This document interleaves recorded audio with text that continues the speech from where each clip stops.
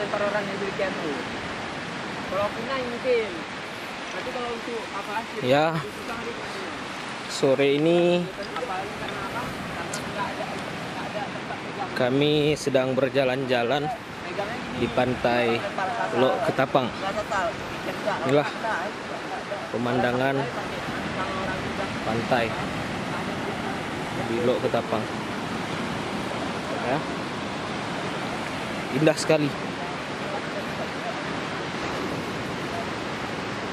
Sembari mencari kayu bakar, kami pun berjalan-jalan sekalian menikmati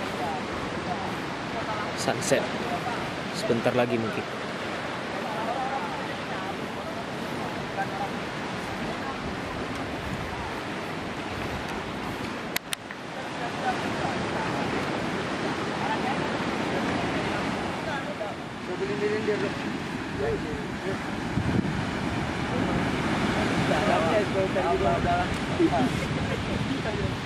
Pak.